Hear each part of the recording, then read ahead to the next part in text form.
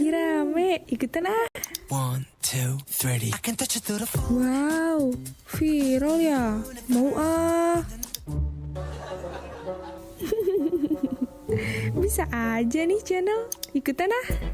Belasan siswi sekolah dasar nekat melukai tangannya sendiri demi mengikuti tren di TikTok. Mau ikutan juga? Boleh sih ngikutin konten positif, tapi tidak semua konten harus ditiru kan? Mencari udara bersih tanpa polusi saat ini teramat sulit. Hampir semua wilayah di dunia udaranya sudah tercemar. Tetapi lain di Pulau Gili, sebuah pulau kecil di Desa Dungkek, Kabupaten Sumeneb, Jawa Timur. Menurut Air Quality Index, Pulau Gili memiliki kandungan oksigen terbersih di Indonesia dan nomor 2 di dunia setelah Yordania. Lembaga Penerbangan dan Antariksa Nasional mengungkap, kandungan oksigen di Pulau Gili hampir 21% di atas batas normal. Tak heran, Pulau Gili disebut surganya oksigen bersih.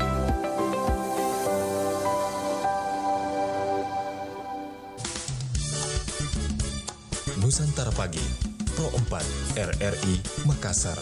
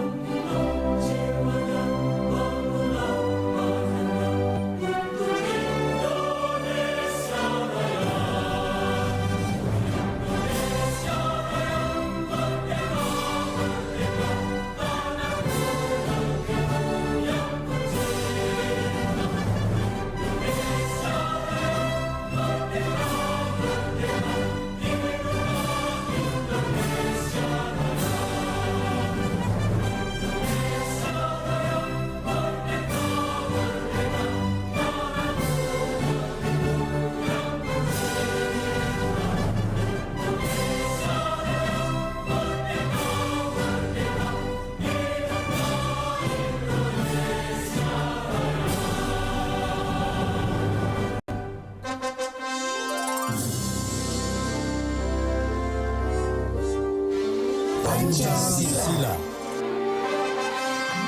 1. Ketuhanan Yang Maha Esa. 2. Kemanusiaan yang adil dan beradab. 3. Persatuan Indonesia. 4. Kerakyatan yang dipimpin oleh hikmat kebijaksanaan dalam permusyawaratan perwakilan. 5. Keadilan sosial bagi seluruh rakyat Indonesia.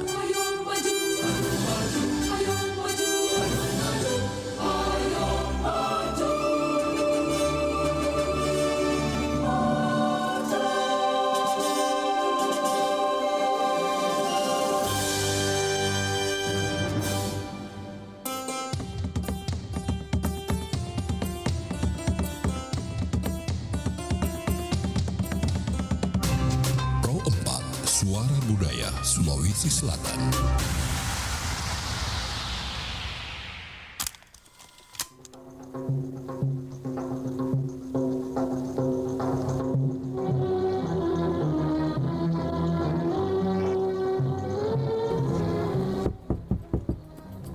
Assalamualaikum. Waalaikumsalam warahmatullahi wabarakatuh. Dan apa? Ya, saya Pak Kiai. Silakan masuk. Apa cerita dan apa? Penceramah yang pernah saya dengar bahwa wanita itu yang sudah tua rambutnya sudah tidak aurat lagi.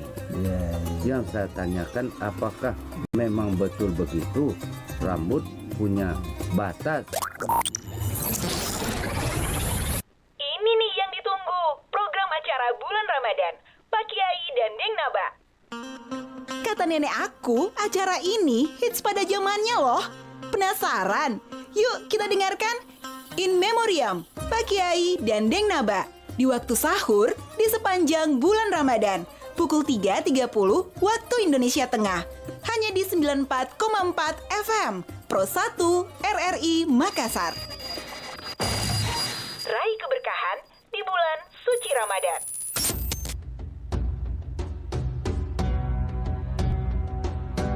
Syariat, satu hari, satu ayat. Bersama Dai Raja dan Ustadz Muslim Buhari. Bismillahirrahmanirrahim. Al-akhillau yawmaidin ba'duhum li ba'din adu. بعضهم لبعض عدو إلا المتقين.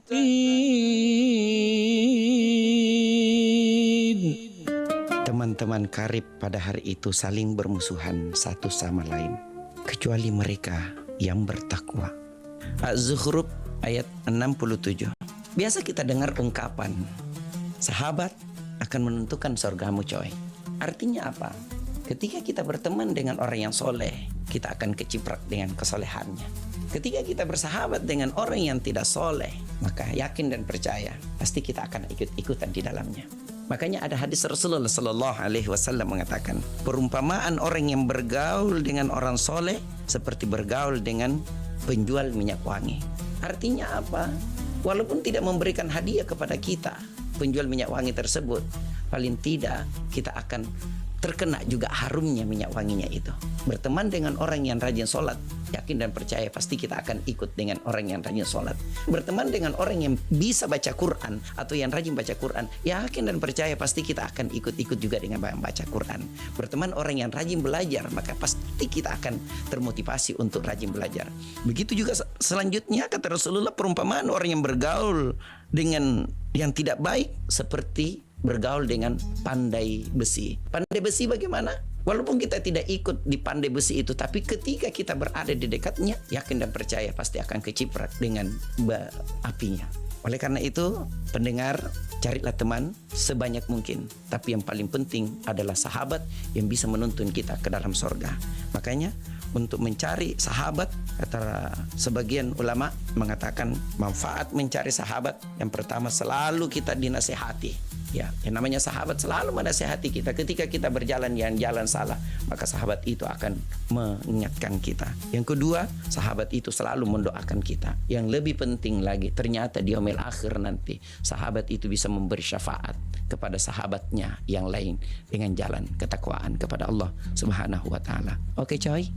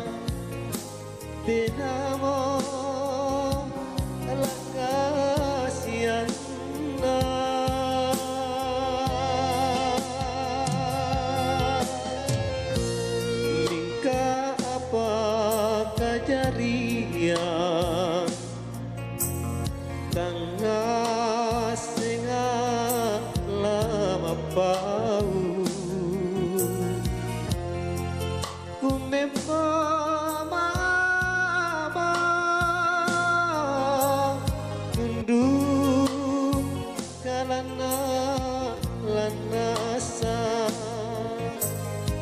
Dundu kalana lanasa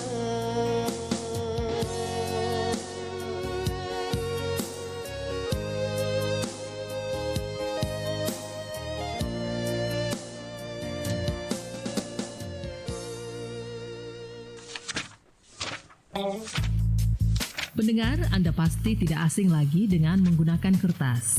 Sebelum kertas ditemukan, orang menuliskan sesuatu di atas buku yang berbahan bambu, batu, ataupun pada dinding-dinding goa.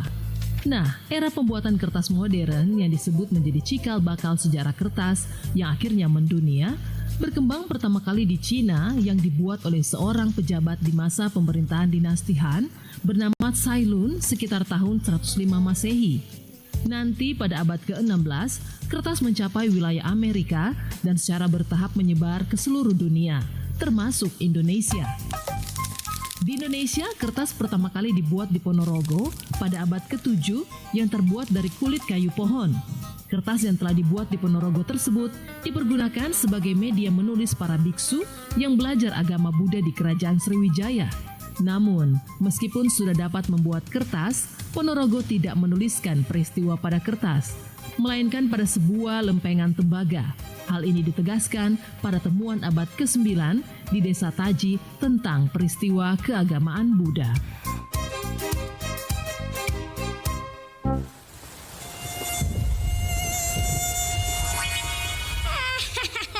Kenalkan, aku nyamuk garong, suka darah manusia.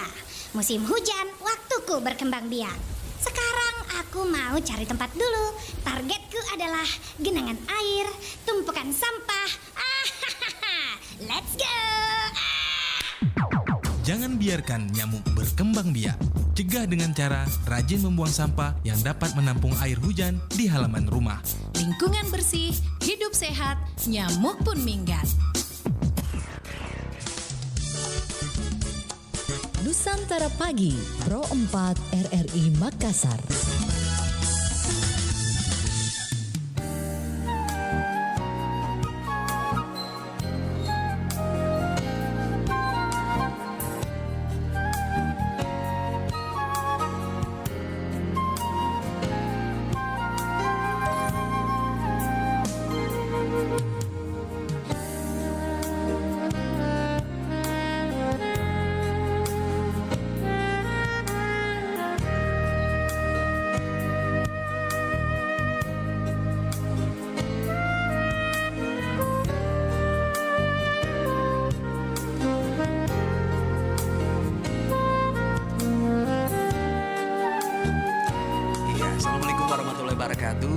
Shalom, selamat pagi, salam sejahtera, Om Swastiastu, Namo Buddhaya, salam kebajikan. Sahabat Buddha dimanapun berada, masih di Depar 1 dan masih bersama Richard Ferdinand.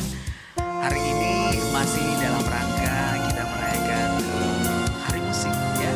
Nah ini di hadapan aku ini, kelihatan ya sahabat Buddha ya ketika misalnya seseorang yang memang Nusantara Sore, Pro 4 RRI Makassar. Terpancar ya, akan terpancar dari bagaimana body language seseorang. Dan hari ini kita beruntung sekali ya bertemu, dihadirkan bersama narasumber kami. Ini kita akan membahas semuanya pentingnya peningkatan kreativitas siswa dalam pembelajaran musik kontemporer.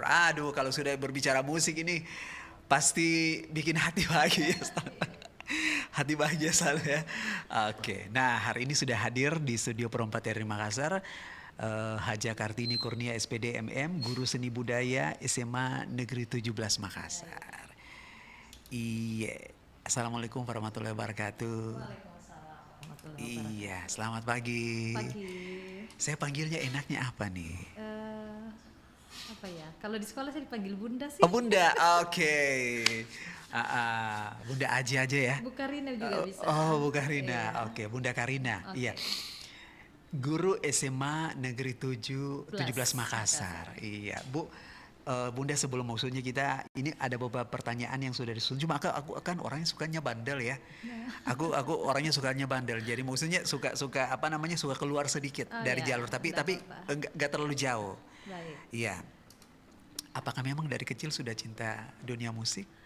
Saya sejak kecil memang sudah ada di dunia seni. Sudah seni. Memang turunan dari orang tua atau gimana? Ibu?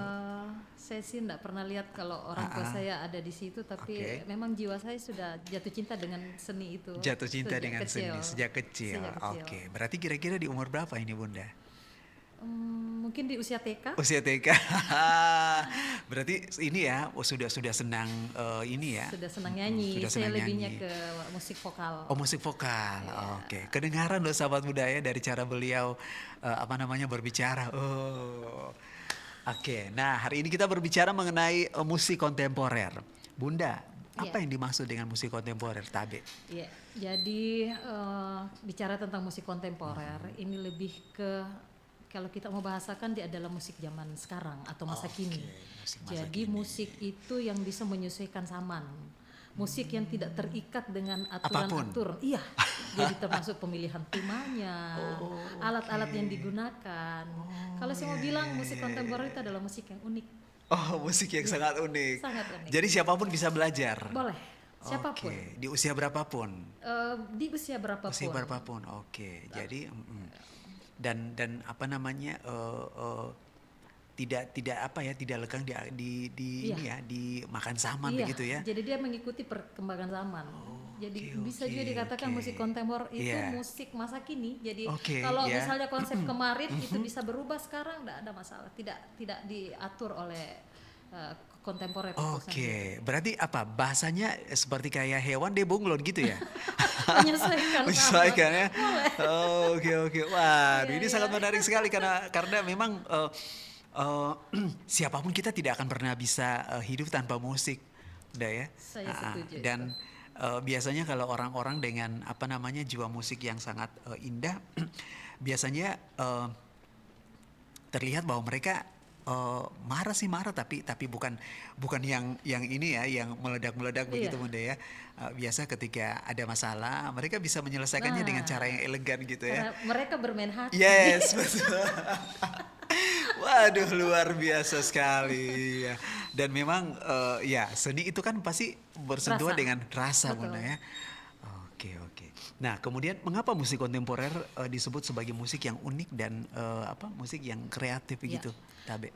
Jadi kalau kita bicara tentang seni, salah satu yang wadah yang mengembangkan kreativitas siswa itu adalah di seni itu sebenarnya. Jadi kenapa ini kreatif? Karena kalau saya mau bilang musik kontemporer itu seperti yang kita bilang tadi, bahwasanya dia unik dan ada unsur kreatif.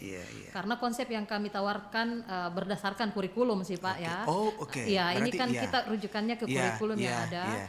Di situ bahasanya dikatakan bahwa konsep kontemporer itu adalah musik yang dilakukan atau dibuat atau dimainkan yang boleh menggunakan alat yang bukan alat musik. Jadi kategorinya alat yang bukan alat musik, berarti benda apapun di sekitar kita, jika itu bisa menimbulkan bunyi, itu kan sudah unik di situ. Dari bahasa itu, kalimat itu kan sudah unik. Jadi kalau saya mau mainkan mejanya Bapak ini, Pak Richard ini kan saya bisa sebentar jadikan sebuah konsep kontemporer. Oke. Otomatis dibutuhkan kreativitas. Nah, itulah makanya disebut unik ya, unik dan kreatif. Oke. Saya bahasakan seperti itu. Berarti kalau pakai wajan panci itu kita sudah selesaikan di sekolah Pak. Karena anak-anak itu kita kasih tema, jadi mereka bebas memilih tema apa, idenya dari mereka, gimana tidak unik dan kreatif itu Pak Richard. Wih, ini bukan lagi unik tapi maksudnya sudah sudah masuk kategori istimewa mungkin ya. Betul. Iya.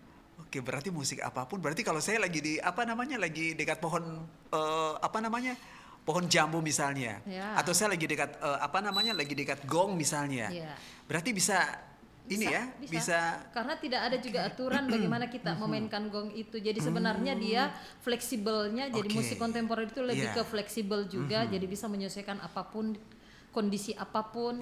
Cuma memang kalau di pembelajaran tetap kita dengan aturan-aturan yang ada supaya tidak anak-anak tidak kebablasan menggunakan alat-alat yang ada di sekitar mereka atau di lingkungan. Luar biasa. Jadi kalau saya tinggal ini Dan uniknya menurut saya karena bunyian itu mereka yang hasilkan, bukan dari saya sebagai guru.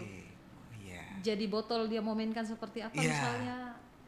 Waduh, berarti unik ya, misalnya kelereng ditaruh di apa namanya, di botol atau di tampan, di nyiru itu tinggal.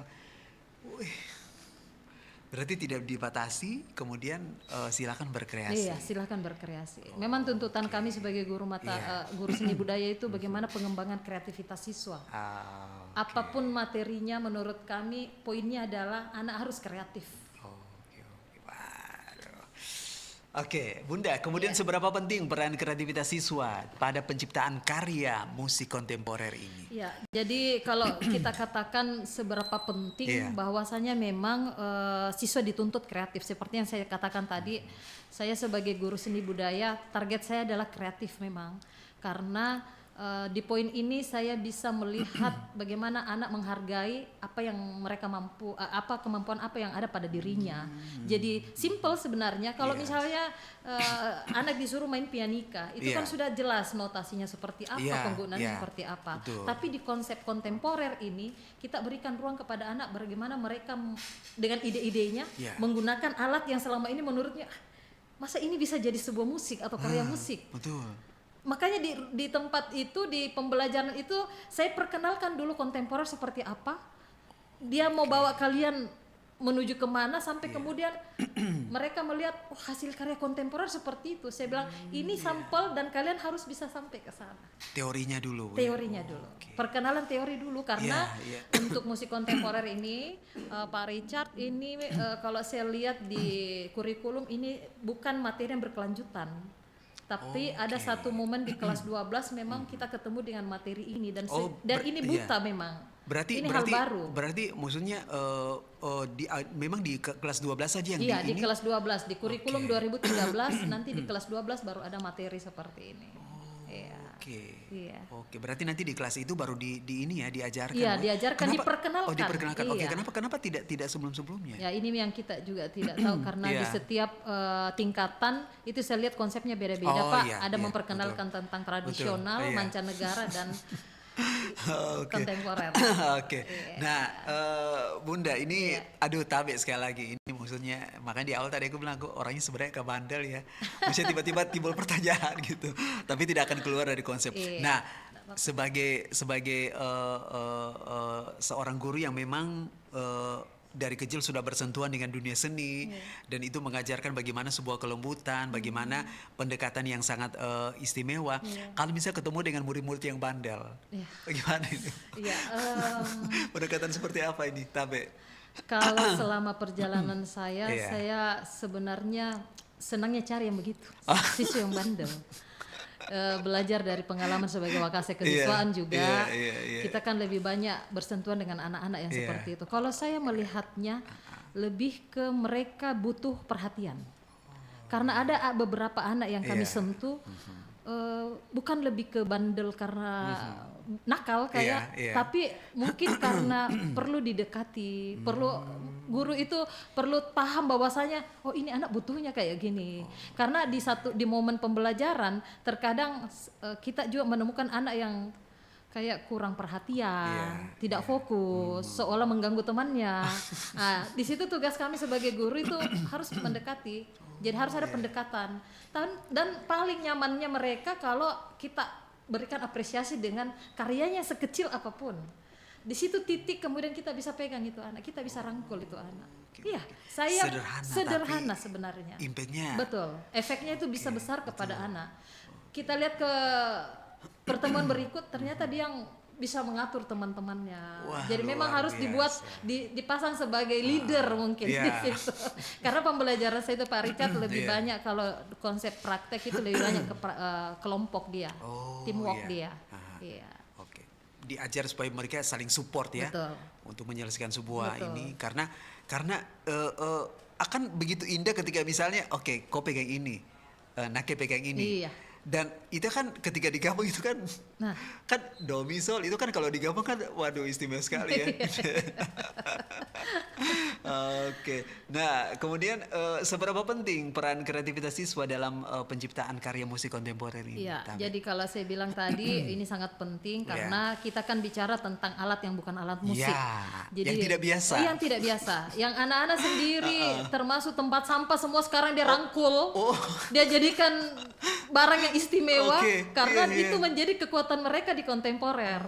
Jadi kreativitas itu dibutuhkan termasuk ide-ide pemilihan alat, bagaimana tema yang mereka pilih secara kelompok, yang menurutnya tema ini bisa kemudian pemilihan alatnya lebih nyaman, lebih enak digunakan. Yang paling kreatif itu kalau misalnya dia harus menghasilkan sebuah alat musik melodis. Alat-alat yang tidak menghasilkan nada, tapi kemudian itu bisa dibentuk atau dibuat alat musik melodisnya. Itu gimana ceritanya? Ya. Jadi kalau saya mau bilang bahwasanya dari pelajaran ini anak-anak memang yang bercerita bahwasanya ternyata kita memang banyak kreativitas yang muncul setelah mengenal musik kontemporer. Karena yang pertama senang dengan sebuah alat saja itu ini saya butuh sabar untuk anak senang dengan sebuah pulpen yang ini misalnya pulpen ini bisa sebentar menjadi alat musik atau dia menjadi pelengkap dari karyanya mereka. Dia harus senang dulu untuk senang dulu ini saya harus sabar sebagai guru. Nah, kemudian menentukan alat-alatnya apa yang jadi kalau misalnya untuk melodis itu yang saya lihat anak-anak kreatifnya adalah menggunakan botol kaca yang kemudian diisi air dan berbeda tingkatannya kemudian disesuaikan setiap botol itu dengan not yang ada. Nah, menimbulkanlah notasi do re mi fa sol la bisa dari gelas kaca. Biasa dari botol. Tapi itu dibimbing kami tetap bantu untuk penentuan notasinya biar lebih tepat. Bisa sampai kepikiran? Yang pertama memang karena ini menjadi tuntutan kurikulum, tetap kita memang harus berikan ruang ini kepada anak-anak. Yang paling istimewanya karena mereka semangat untuk menemukan semua itu, Pak. Jadi saya modelnya silakan mencari, menemukan dan kita sama-sama merapikan kayak gitu. Kami punya metode mengajar. Waduh, jadi kalau tiba-tiba misalnya mereka lagi di pantai gitu ya, pasti ada saja ide-ide. Dan akhirnya, betul. Anak-anak katakan sekarang setelah dia belajar kontemporer, setiap saya duduk, saya harusnya kayak mau mengetuk gitu. Karena kan kalau kontemporer lebih ke perkusi, dia lebih ke memainkan, memukul, alat-alat yang dipukul. Jadi kalau saya duduk-duduk udah sekarang itu terbawa, saya harus kayak saya lebih banyak memahami tempo. Di mobil juga biasanya saya diam-diam saja, sekarang saya harus gerak. Artinya banyak efek baik ke anak-anak. Jadi terbentuk ritmenya mereka di dirinya sendiri, bagaimana cinta sama musik itu sendiri. Jadi ibaratnya seseorang yang dulunya tidak suka bikin berita. Misalnya penyiar tidak suka bikin berita contoh, tapi tiba-tiba ketika dikasih tanggung jawab tuh akhirnya dia jadi jatuh cinta, jadi tidak bisa tidak bisa dihalangi. Pokoknya kemana saja pasti ini handphone apa segala macam. Oke, ini kayaknya bisa jadi berita. Jadi mereka kalau lagi kumpul-kumpul sama temannya atau gimana, tiba-tiba ada sesuatu yang ada lagi dapat kabar Bu. Betul. Karena kami juga selalu beri ruang konsul istilahnya. Jadi kalau setelah diberi tugas, saya kasih waktu silahkan ramu sama teman-temannya. Ada durasi untuk konsul, untuk merapikan, melengkapi kayak gitu. Aduh, ini semakin menarik sahabat budaya. Masih ada beberapa pertanyaan. Ibunda Tabe, sahabat budaya, kita break dulu ya. Kita dengarkan dulu yang satu ini. Hai, kami suka bermain di luar, menikmati indahnya alam. Tapi sekarang bumi kita sedang sakit, hutan semakin berkurang, polusi udara, pencemaran lingkungan karena sampah, makanya iklim semakin panas. Bagi siapapun yang sadar iklim dan cuaca bumi ini sudah berubah, saatnya bertindak. Mulailah dari hal yang kecil. Kami sudah diajarkan untuk menanam pohon, tidak membuang sampah sembarangan, hemat energi, dan menjaga lingkungan bersih dan sehat. Kami senang melakukannya karena bumi adalah rumah kita. Ayo, kita jaga bersama.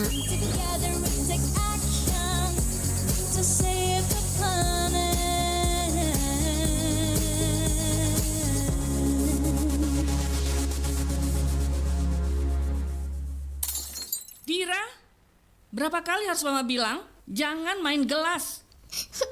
Iya, maaf, Mak. Dira, mobil Papa jadi lecet ini kan?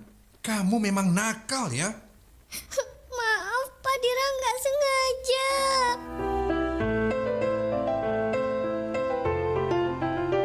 Membentak anak terkesan lumrah dan kelihatan sepele, tetapi dampak negatif yang ditimbulkan bukan main-main. Selamatkan mental mereka dengan lebih bersabar.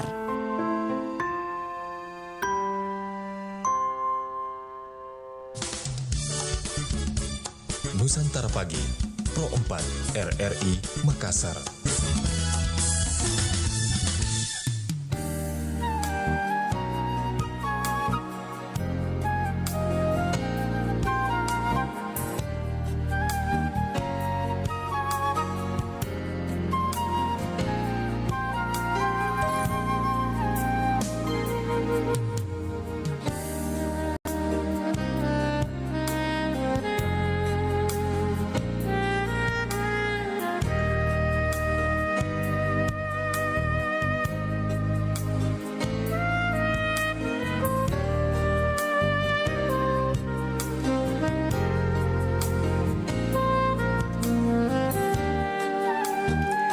Iya, sahabat budaya, kalau kita berbicara musik, aduh ini tidak akan pernah habis, tidak akan pernah selesai ya, budaya.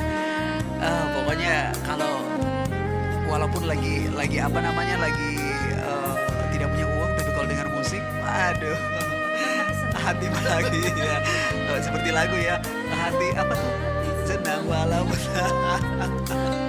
Oke, sahabat budaya masih bersama narasumber kami ya, Bunda Haja Kartini Kurnia SPD MPM, Guru Seni Budaya SMA Negeri 17 Makassar.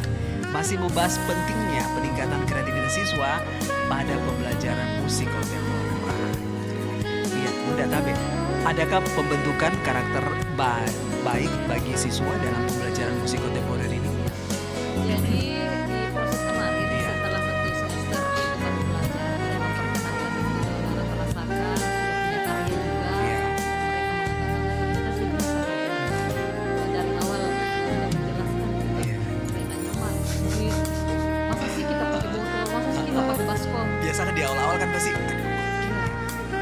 Jadi titik sabar saya itu di situ bagaimana dia senang dulu. Nah, setelah hasil karyanya selesai, di awal pertemuan di semester genap bisa mengawali dengan saya minta Nusantara Sore masih bersama Anda. Terbaik. Jadi mereka yang menjawab sendiri. Dia menemukan sendiri dari proses belajar mereka. Ya, ada yang menjelaskan saya karakter baik yang karena saya tidak mungkin suruh 10-10-nya, tapi saya suruh memilih yang menurut kalian itu memang menyentuh, yang kalian rasakan sendiri. Ada yang sebutkan saya semakin punya tanggung jawab karena untuk tim kami kalau saya tidak tanggung jawab berarti kelompok kami itu tidak bisa utuh, tidak bisa menampilkan karya.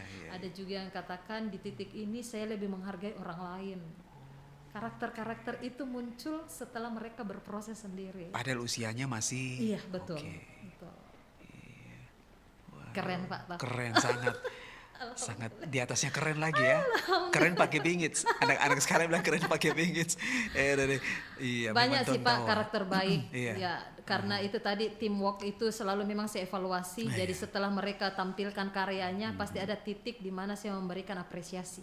Saya tetap harus memberikan penghargaan. Sekecil apapun mereka. Tapi tugas saya selanjutnya adalah merapikan hal-hal yang memang harus disempurnakan di karya itu. Di titik itu anak-anak senang sebenarnya.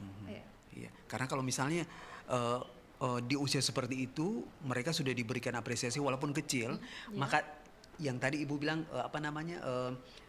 the gift titipan baik ini akan mereka ingat sampai nanti mereka ada di posisi yang sama.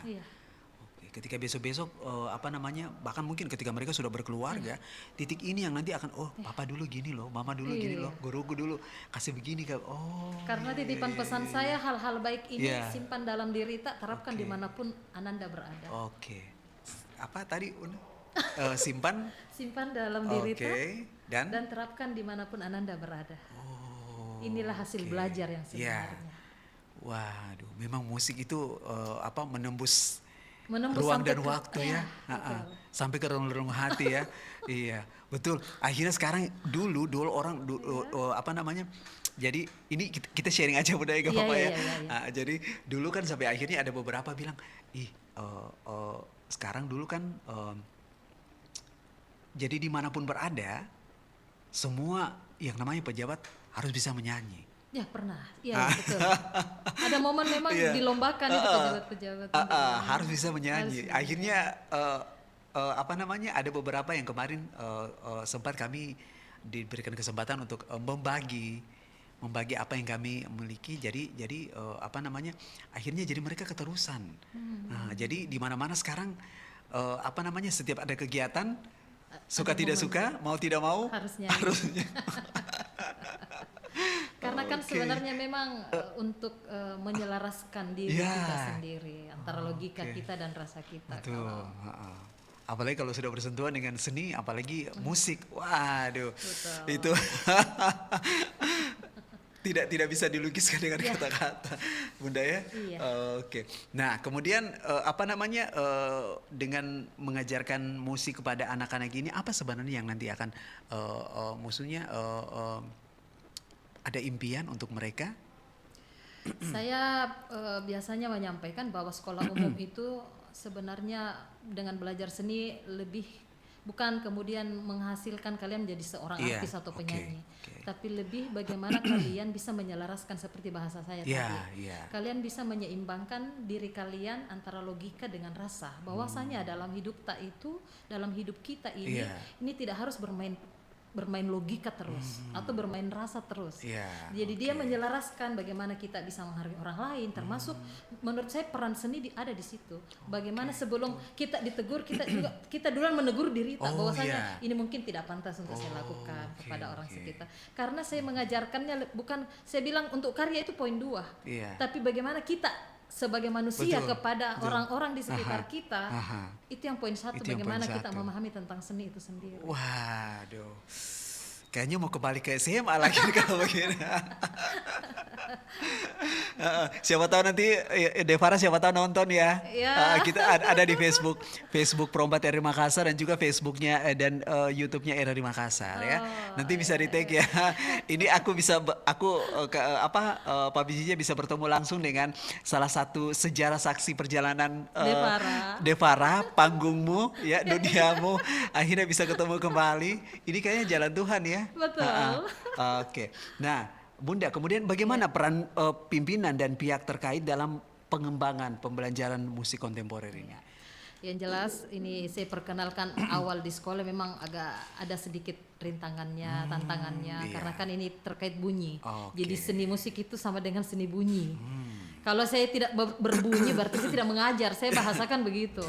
Ya, kemudian kondisinya bahwa memang kita butuh ruang untuk kemudian anak-anak kita perkenalkan bagaimana, karena ini yang repotnya kontemporer, mereka harus mengenal alatnya, bikin bunyinya mereka sendiri, dan saya ajarkan bagaimana apa yang kalian bunyikan itu yang kalian tulis notnya, dan apa yang kalian tulis itu yang kalian bunyikan. Artinya supaya materi itu tidak seolah kita bunyikan, sekedar bunyikan. Gimana kalian misalnya panci itu diharmoniskan dengan botol, bukan sekedar itu, tapi kolaborasinya dapat, harmonisasinya dapat, ilmunya juga mereka bagaimana mengharmoniskan beberapa alat itu juga dapat.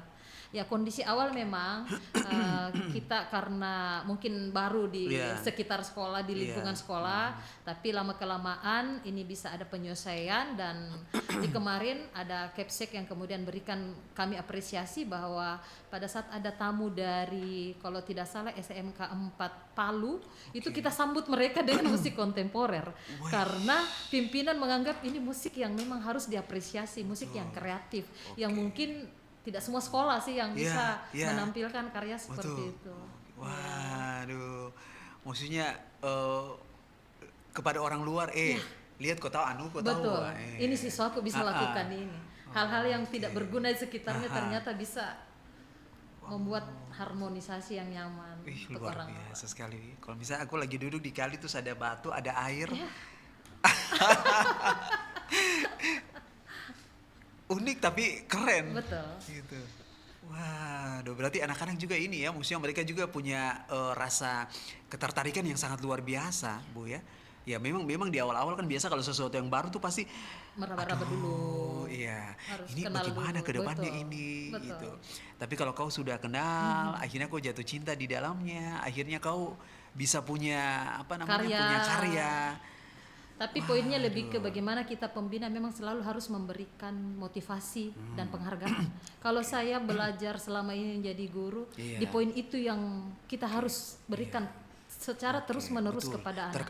Terkadang ini dia kecil tapi mungkin tidak terlalu penting Ci, tapi sebenarnya itu Pengaruhnya Ya, bisa besar. Kecil ini bisa menjadi hal yang besar untuk pembentukannya anak. apalagi di usia mereka kan. Betul. Nah, kan usia-usia begini kan mereka kan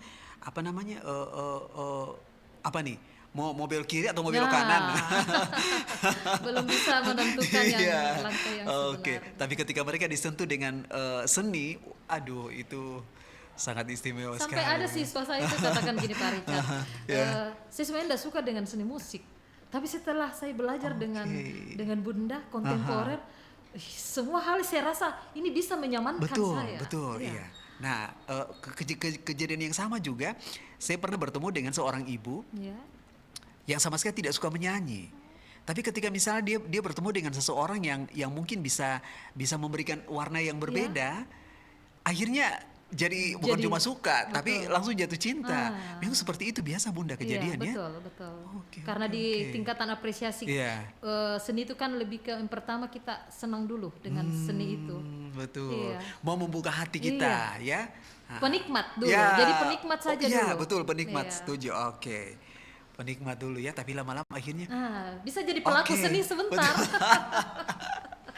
Oke. Nah, Bunda. Iya.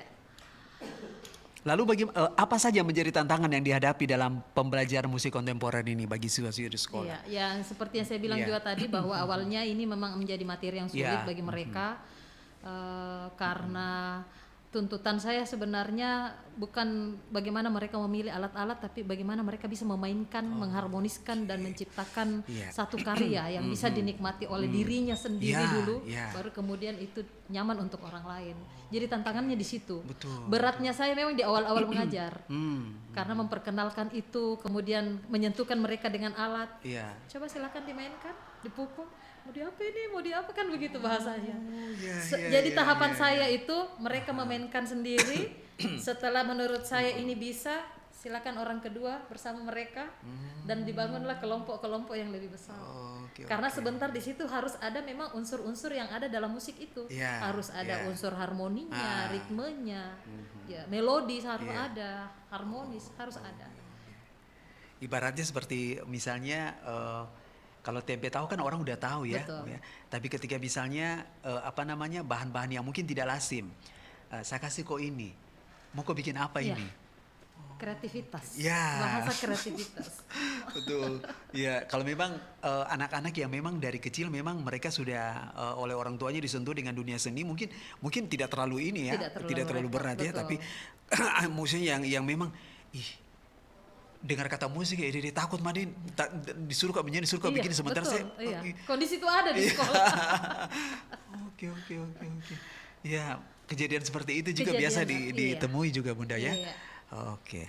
Nah, adakah solusi untuk menghadapi tantangan dalam pembelajaran musik kontemporer bagi siswa-siswa di sekolah? Jadi tetap kita punya tugas, memang harus ada evaluasi dari kondisi-kondisi anak-anak dengan pembelajaran yang kami berikan, dan solusi-solusinya itu tadi memang lebih ke memberikan ruang dulu kepada mereka untuk senang dulu. Untuk mau bergabung saja ini kita harus sabar, karena ada memang yang merasa tidak penting. Iya.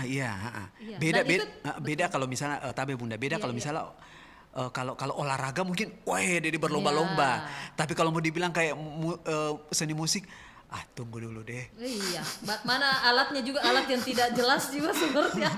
Ketemu ember-ember, makanya di akhir itu saya bilang kenapa sekarang tempat sampah jadi sesuatu yang luar biasa kan, istimewa sama kalian. Tantangannya itu tadi bagaimana jadi kami solusinya adalah memberikan ruang dulu, harus sabar dulu dari tahapan yang kecil-kecil. Ketika ada kesalahan kita evaluasi, rapikan lagi. Jadi kita istilah ada remedial terus, baik secara individu maupun kelompok. Dan bagaimana juga memperkenalkan itu kepada pihak orang-orang yang ada di sekolah. Iya, Karena iya. ini juga biasa jadi tantangan, ada yang mau mendengar, ada yang tidak mau, ada yang tidak nyaman. Betul. Iya. Tapi sudah semakin akhirnya sudah semakin diakui karena sudah masuk dalam kurikulum, Bunda ya. Sudah ada di Oke, kurikulum. berarti itu sudah tidak bisa di ini lagi, Iya, udah nggak bisa karena di. memang itu saya harus kerja seperti itu juga sebagai guru seni. Betul. Waduh. Saya harus alihkan kemana kan saya yang keluar dari aturan kurikulum. Betul. Oke. Waduh, memang kontemporer itu apa ya, sesuatu yang unik, yang kreatif, yang lain daripada yang lain daripada yang lain. Ini kontemporer bisa dikatakan musik gila sebenarnya, karena kalau mereka pilih tema dapur, ada yang pilih tema ruang tidur. Ini kan anak-anak saya kasih kebebasan Pak untuk tema di tahap awal. Waduh, ini menarik ya. ini. Jadi saya misalnya dia 5 kelompok, tidak boleh kelompok ada yang sama temanya, harus berbeda. Biar lebih kreatif mereka berpikir. Betul. Bunda saya kalau ambil kamar mandi, ya di situ kan ada ember untuk air, ada timba, ada sikat gigi. Semua harus punya peran. Alat pukulnya harus alat yang ada di tema yang mereka pilih. Iya. Jadi kalau bisa sebagai penyanyi kamar mandi yang kita punya fans abadi, ya sabun, sampo, yang mereka tidak bisa berbicara, sikat, mereka tidak bisa berbicara tapi mereka menikmati, ya. Mau vals, mau kiri kanan, mereka pencinta pendengar setia kita yang abadi.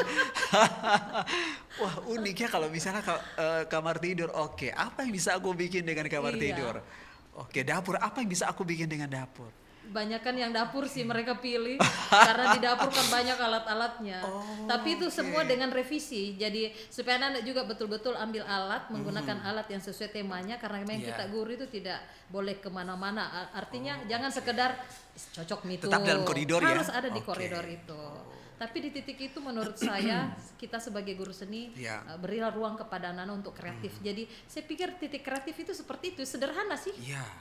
Titipan saya sama mereka, materi yang saya berikan sederhana tapi mudah-mudahan bisa berefek baik sama kalian. Betul, iya.